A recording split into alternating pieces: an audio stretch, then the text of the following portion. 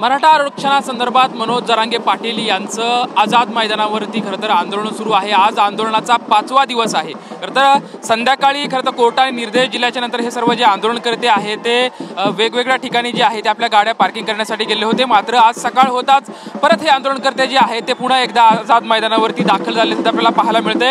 आपण बघू शकतोय की खरं तर ज्याला महादेवाची कावड म्हणतात, ही कावड घेऊन हे आंदोलनकर्ते जे आहेत ते आझाद मैदानावरती दाखल झालेले आहेत। एका खरं तर 2 असे मोठे झेंडे ज्याच्यामध्ये आहे त्याच्यावरती मनोज जरांगे पाटील यांचा फोटो आहे, तर दुसऱ्यावरती महादेव पार्वतीचा फोटो आहे आणि अगदी हलकी ताशे वाजवत जे आहे ते आंदोलनकर्ते सध्या आझाद मैदानावरती दाखल झालेले आहेत। जोपर्यंत आरक्षण मिळत नाही तोपर्यंत आम्ही आमच्या भूमिकेवरती ठाम असणार अशी भूमिका जी आहे ती या सर्व आंदोलनकर्त्यांनी जी आहे ती घेतलेली सध्या आपल्याला पाहायला मिळते। आपण एकंदरीत बघू शकतो खरं तर सकाळपासूनच या मराठा आंदोलनकर्त्यांचा जो ओघ आहे तो आझाद मैदानावरती येण्यासाठी मोठ्या प्रमाणात दिसत आहे।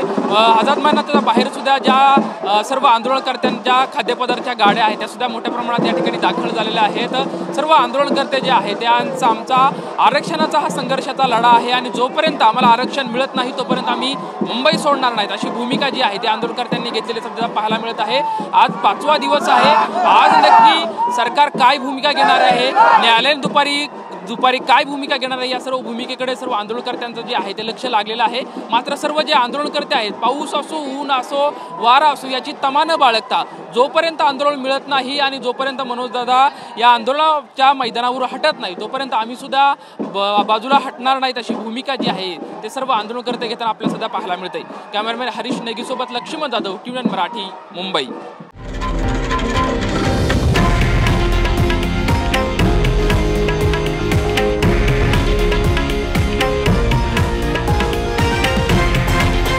हे आहे देशातील नंबर 1 न्यूज नेटवर्क आणि आपण पाहत आहात TV9 मराठी, एकमेव।